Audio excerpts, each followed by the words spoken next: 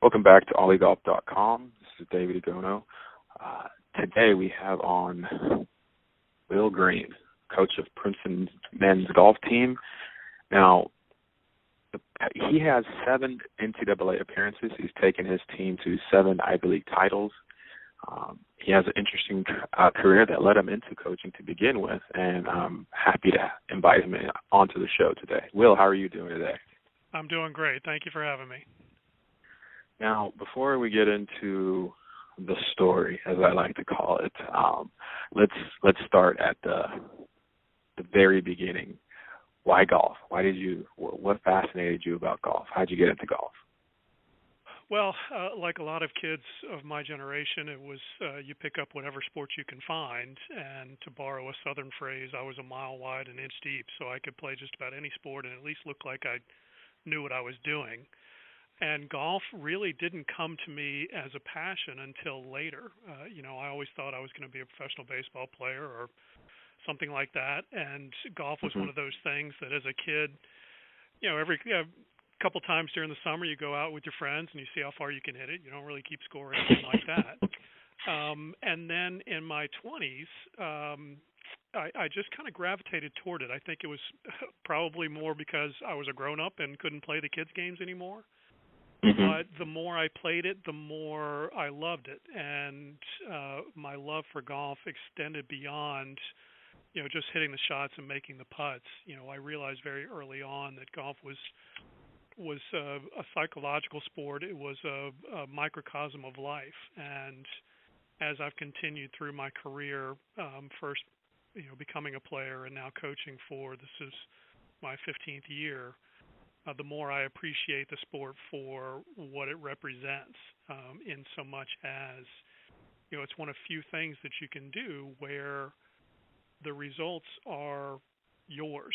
I think a lot of sports, football, you being a football player, in order to win in football, yes, you have to be better, but you're also trying to exploit the weaknesses of your opponent. And there's no such thing in golf. If I'm going to beat you in golf, it's because I'm going to play better that day. And I really loved the responsibility of that and what it teaches you about yourself. Golf is one of those that absolutely exposes you for who you are. And that's what I appreciate about it.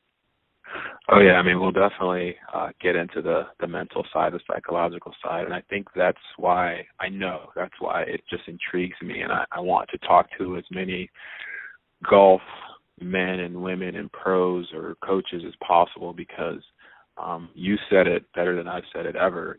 Golf, your results are yours. You're not really competing against anybody other than yourself, and hopefully not so much the course or the elements, but you can't lean on anybody else for your success or your failure. You have to parcel it out and figure it out on your own, and that's unique.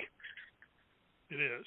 And that, I think, is the lesson that you learn in life, too, is, you can always try and blame things on other people. And in golf, you can try and blame it on that terrible break you got where it hit the wrong side of a hill and ended up kicking out of bounds and things like that. But truth be told, every shot you hit is the shot that you hit. And, yes, there will be bad breaks, but how you respond to them is what makes good players great players. Yeah, and really quickly, that coming from a team sports background, that is so. That's not the talk that goes on. Usually, it's a unit, or there's an objective that everybody was supposed to hit different parts of that objective. It's in golf. Your frailties and your strengths are laid bare. Hopefully. Your weaknesses are overshadowed, definitely, or your mistakes are overshadowed by your successes, but that's the game. So, it is. And what's interesting, David, is in college golf, because college golf is a team sport, it actually ends up magnifying things, because now not only are you playing for yourself, but you're playing for your teammates. And it's not the kind of thing where, in basketball we have set plays that we run.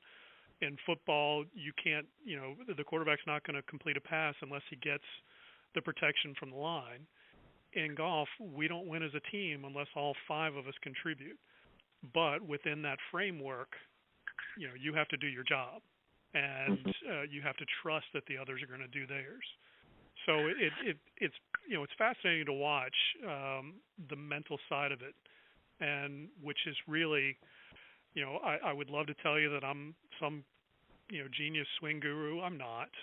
What I try to do is help my players become better golfers through the way they approach the game and the way they approach life. Now, this is, I mean, I'm getting kind of geeked right now because I love talking about this stuff. I love talking about the psychological side of sport. Not that, I'm a PhD in anything, but I think we all have a relative PhD in life, and I think that our prior experiences and things that we're going through now, we can use, whether it's a sport or an experience or a job or even to some degrees a relationship, to make us better. How did coaching decide you, or did you figure out that you wanted to coach, and on the college level? That's a very good question. It's one that I'm not entirely sure I have a very good answer for. I would preface this by saying, David, I think I'm the luckiest person that I know. In fact, I'm sure I'm the luckiest person that I know, in that I find myself making choices in life that have led me to where I am, and the choices at the time weren't necessarily thought out. And it was one of those where you evaluate the situation you have and you make the best decision you can with the information you have. Golf was something, as I said before, I came very late to the game, in so much as I was a recreational golfer well into my 20s. And the amazing thing is, my first competitive round of golf in my life was as a professional. And Wow. most people hear that and go, "Wow, how stupid are you?" And there are days when I can't really dispute that. But it was something where I had started a business, and that business was doing fundraising for nonprofits on a consulting basis. And a friend of mine had started a business of his own. He was doing property management. And we decided we were going to have weekly board meetings, and those board meetings would happen to be on the golf course. So we started playing, I started going from playing a few times a year to playing a few times a month to playing once a week. And suddenly golf grabs you. As you know, it at some point, it just grabs you. There was I'm going to digress for a moment. There was an ad campaign not too long ago that had people like Emmitt Smith and Wayne Gretzky, and they're, at their retirement announcement, they're talking about how they're looking forward to playing golf. And the tagline was, "Sooner or later, everybody comes around."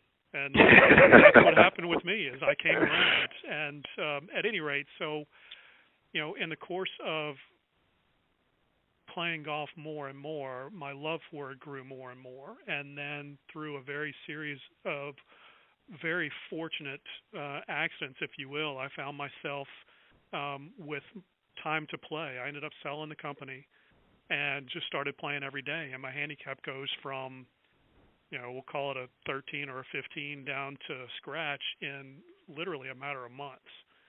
And I think because I didn't grow up with the game, I thought to myself, well, shoot, this game's easy. I should just turn pro. How hard could it be? Little did I know how hard it could actually be, but I think that naivety on my part actually served me well, because I didn't go into the game with expectations. I went in with goals. And that's something we talk a lot about with our team, is the difference between goals and expectations. Goals, you're setting yourself up to succeed. With expectations, you're setting yourself up to fail. And it's as simple as that. And it seems trivial, but the reality is it's a huge difference. So anyway, I had these goals to play professional golf. And as you might know, if you want to be a professional golfer, all you have to do is pay your entry fee and say, I'm going to accept prize money. Simple as that. There's no one that tells you whether you can play golf or not. In every other sport, someone tells you whether or not you can play that sport anymore. So I found a tournament in Owasso, Oklahoma, of all places. I paid my entry fee, and I teed it up as a professional. It was my first tournament. Hit my first tee shot out of bounds, which was fun. And I don't even remember what I shot, but it was a pretty big number. And I absolutely loved it. I loved every minute of it. I loved the challenge, the physical challenge, the mental challenge, the emotional challenge. And I managed to play for 3 years, play mini tour golf for 3 years. I was a mediocre player at best, David. I wish I could tell you I was destined for the PGA Tour, but as you probably know, most players, even the best ones, it takes them a long time to learn how to play the game. I think the average age of a PGA Tour rookie right now is 30, and that's when you factor in guys like Ricky Fowler and Tiger Woods that immediately jumped in there at 21, and Jordan Spieth is a great example. For every one of those, there's 50 out there that are still grinding it out at the age of 30, 35 because they really believe that they can do it. So I did that for 3 years, and then my wife and I moved to New Jersey for her job. And as a professional golfer, it didn't really matter to me. It's kind of a nomadic life to begin with, so it doesn't really matter where you're based. So we moved to New Jersey. And as luck would have it, at the time I thought it was bad luck, turned out to be good luck. I had injured myself playing in a tournament in Virginia and decided I was going to take a little time off. And we had just moved. I had just found a place to play, but I didn't know anybody. So I called up the golf coach at Princeton University, and I said, my name's Will Green. I've been playing professional golf for 3 years, and I just moved to town, and I'd love to help out. Selfishly, I was looking for somebody to play with. Fortunately for me, the coach at the time said, you know what, why don't you come out, let's talk, and we'll see if there's a way that you can help us. And I was very lucky. When I got there, we talked for a while. I met with the players, and I was fortunate enough that he said, why don't you come on as an assistant coach? Now, Princeton University, it's not Oklahoma State in that it was a volunteer position. Even the head coach was a volunteer position. So there was the ability for it to be that easy, for him to say, yeah, sure, come on out, let's be an assistant coach. And as soon as I started it, it was another one of those things where the light bulb went off, and I thought, wow, this is what I really want to do. And effectively I stopped playing golf. I stopped playing tournament golf. I played a U.S. Open qualifier that spring, but that's the last competitive round I had played until this past summer, which was 15 years. So I wish I could tell you I had a life plan when I was 18. I didn't. I wish I could tell you I had a life plan when I was 25. I didn't.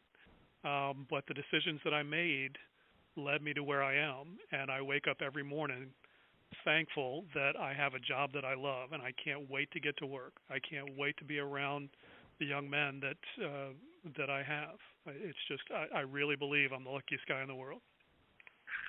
That's awesome. That is wow. It's not exactly. Wow. It's not a very common journey to coaching golf, is it?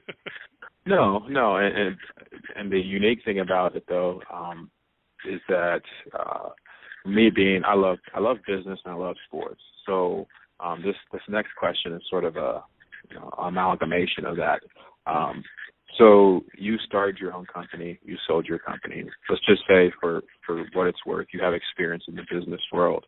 Now, all things being equal, mind you, now you coach a team. Are there certain aspects of business or running your own business that you take to your team as far as not, are we in the black or in the red? Are we going to be profitable? Not necessarily wins or losses or anything obvious, but do you bring that same or do you bring a similar drive? Is it slightly different? Is it more relational? Like what's your thought having been in the business world and now being more in the, let's just say, the education realm, if you will? Yeah. I think there are a lot of parallels between the two. You can equate recruiting to sales. You can equate fundraising for your program to marketing of your business. Mm-hmm. You can equate organizing and scheduling and working with your players to actually the running of a business itself. So there are a lot of parallels. I think probably the difference would be that, the reward in business is you grow your business, you enhance your revenues and your income and things like that. The reward for me in what I do is helping young men become better men and helping young players achieve their goals, not just in golf, but in life. So I don't want to tell you it's a selfless act because it's not. I get so much for myself out of what I do, but I think that the reward is different in that when I see a player, or I should say a student athlete, graduate and get the job that he wants, or he goes to graduate school, or and I've been very fortunate at Princeton University to have a lot of very successful alumni who have played for me. That's the reward for me. Titles, I love titles. I hate winning, or I hate losing. I love winning. But the true reward is to see an 18-year-old kid become a 22-year-old man, and in the process, he improves at his craft, and he helps his team and our program and our university achieve our goals. So while there are a lot of similarities, I think the rewards are a little different. Totally. Now, I'm going to dive into the more psychological side. Just like we mentioned earlier, how do you? Well, let's stop there. What do you look for in a potential player? Just as far as, I mean, actually, before I even ask that question, you're in the Ivy League. You're at Princeton. Describe the demands on a student athlete at an Ivy League institution. It's very hard to describe it because I would not be doing them the service that they deserve, in so much as it's tough. It really is. It's tough to balance the two because we have a goal to achieve success on the golf course. They have a goal to achieve success on the golf course, in the classroom, and in life. And the time commitment that is required to be successful in those two acts is exhausting. It's interesting when we go play tournaments. I remember playing in NCAA's one year, and we were taking exams during the tournament, which is Wow. a frequent occurrence for us. In fact, this past spring we had 3 players take an exam between the first and second rounds of the NCAA regionals, and so many coaches and other players look at us like we have 3 heads. They just can't understand how this happens. How come you couldn't get these scheduled, for when you get back or before you leave? And my response is always the same. This is who we are. This is what we do. We don't even think about it. We don't think of it as, wow, this is unfair or this is an unreasonable challenge. This is just what it is. People come to a place like Princeton because they want to overachieve, and because they want to be pushed and they want to find the limits of their own abilities and their own intellects. So it's incredibly difficult, but it's not unfair or overwhelming. It's a choice that all of our players make. The rewards for them are, of course, they get to graduate with a degree from Princeton University, which is something that carries anywhere in the world. As great a school as West Virginia is, or my alma mater, Virginia, there are places you can go where they don't understand what it means to have that degree. You can't go anywhere where they don't understand what it means to have a Princeton degree. Yeah, very true. So it is very difficult, but it's worth the investment. So now, hearing that, how do you? Obviously, I'm asking you very high-level questions, and Sure. It definitely will always be a case-by-case scenario. Of course. How do you nurture these young men, these boys?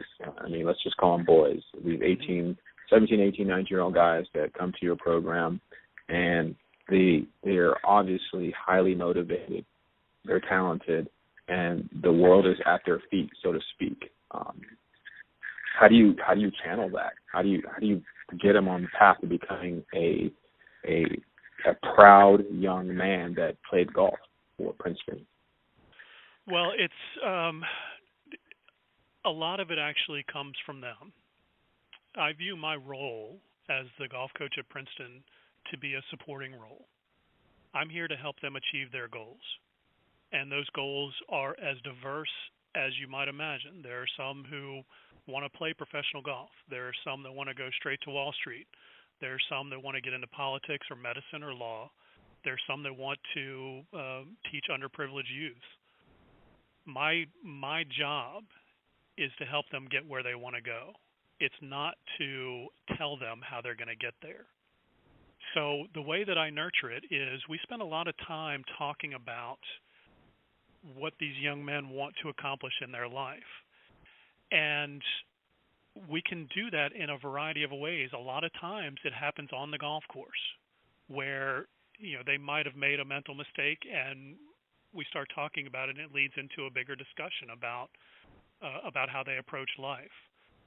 I'm very lucky that I have a program that is filled with overachievers. I let them overachieve, and I just try to help them by pointing them in the right direction and letting them overachieve. So the nurturing aspect, I view it as a bit of a partnership between me, our university, and their families. And what we hope is that all of us are on the same page. We all want what's best for the young men. And I don't know that I could give you specific examples, except to say that I think probably one of the most valuable tools that I have is the ability to listen and to pay attention. I'm not someone that's going to say, listen, we're going to, from 3:30 to 3:45, we're going to do these drills on the putting green. From 3:45 to 3:57, we're going to work on our short games by doing this. I'll listen to the players, and I know how to get the best from each player. There are some players who need to spend an hour and a half on the driving range, just hitting ball after ball after ball, trying to groove their swings. There are some players where, let's get 5 balls to loosen up and let's go to the tee. It's my job to figure out who those players are and how to get the most from them.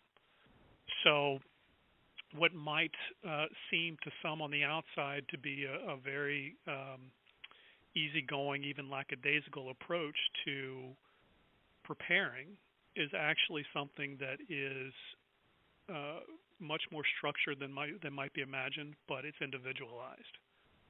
So I have 7 players on my roster right now, and all 7 of them have different golf swings. All 7 of them have different approaches to how they practice and how they maximize their talents.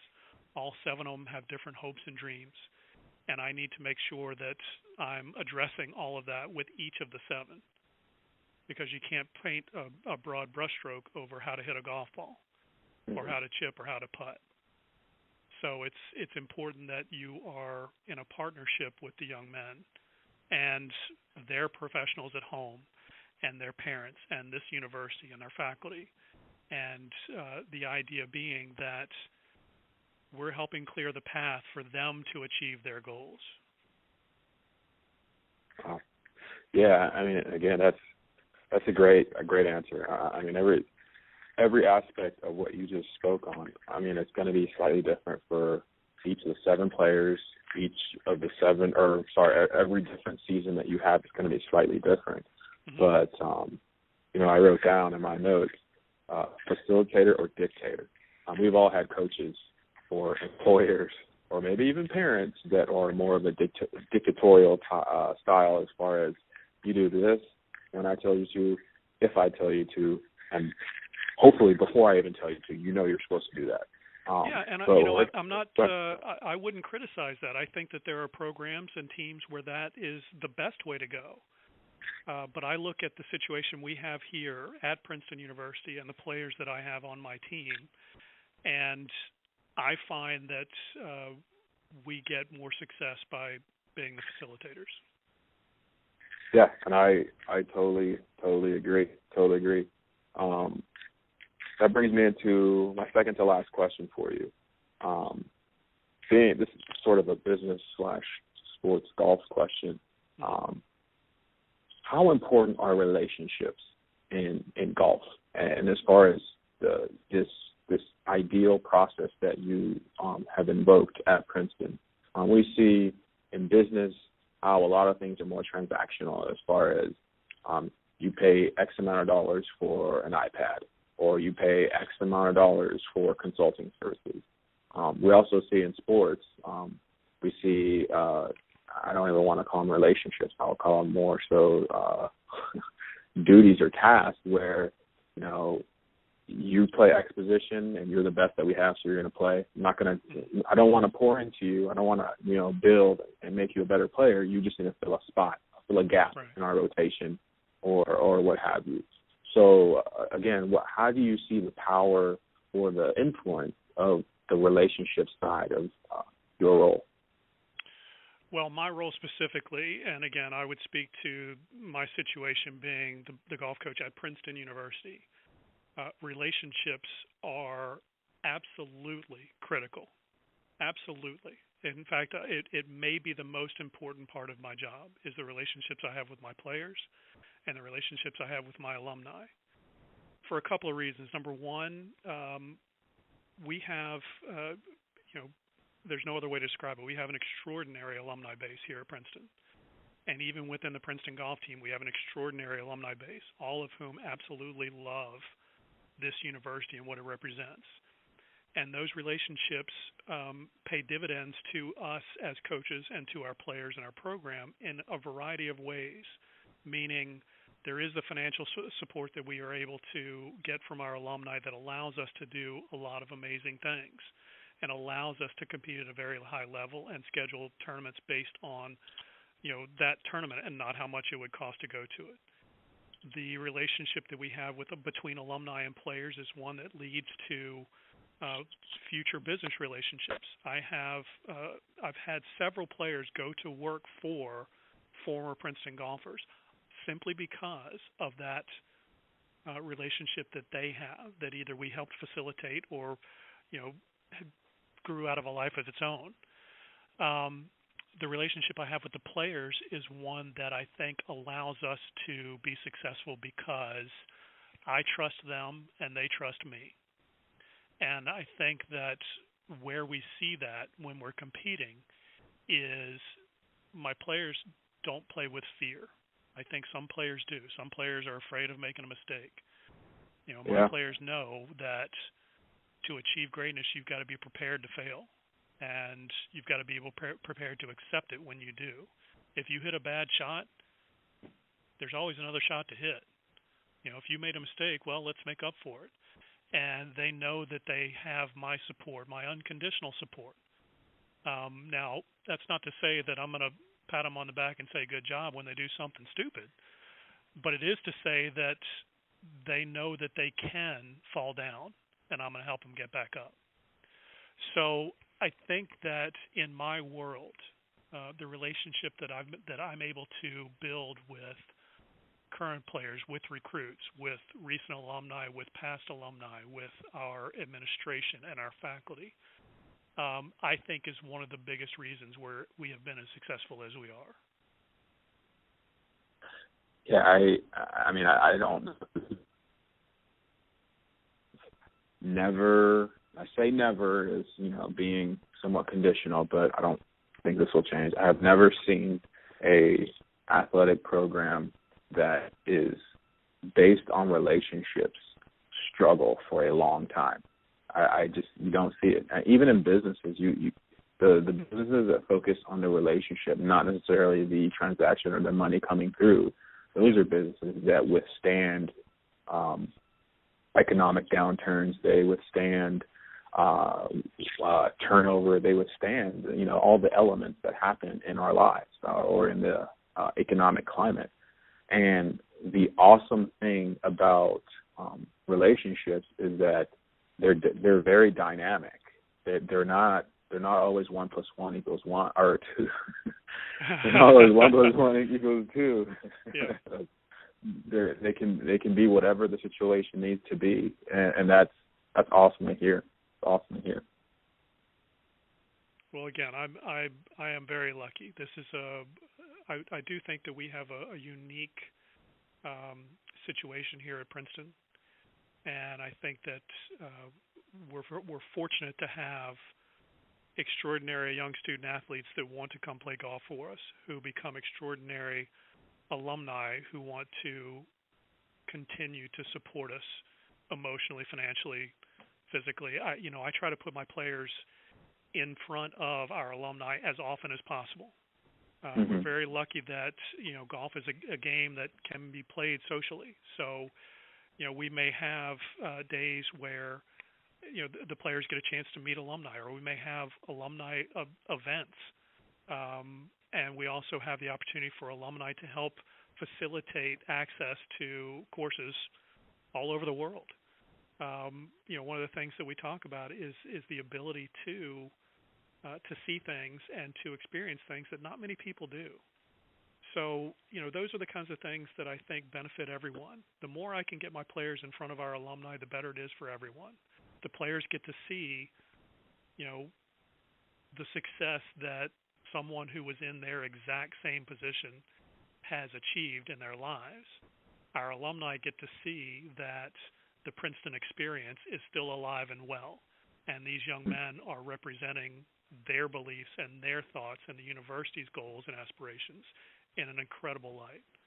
So it's the sport itself lends itself to those types of relationships, but I think that we try to take it even farther. That's awesome. That's awesome. Coach Green, I truly appreciate you coming on. I had one more question, but I just feel like this is a great place to stop, because this is it's so concise.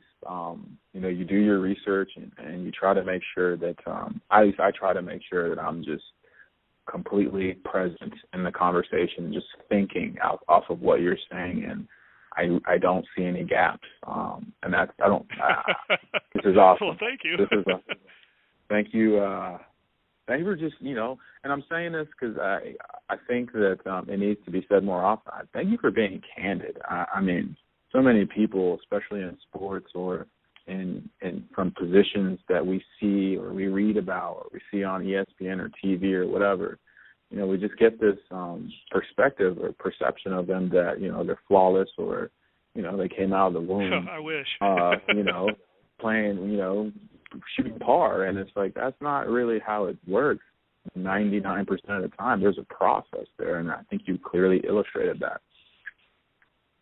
Well, that's very nice of you to say. Thank you. I would love to take credit for the success that we've had, but truth be told, I'm lucky to have some extraordinary young men that have taken ownership over this program. And I think when you can do that, when you can give that ownership to these young men and let them define it the way they want, I really believe that that's the greatest reason that we've been as successful as we have, is because our players understand and appreciate that which has come before them, and they want to build on that. And as I said it at the outset, I look forward to coming to work every day. I think I'm the luckiest guy in the world. I can totally hear it, and I can see in your story that you share with us how that's possible. Thank you again for coming on to the show. It was my pleasure. Thanks, David. Thank you to everybody who was a part of it.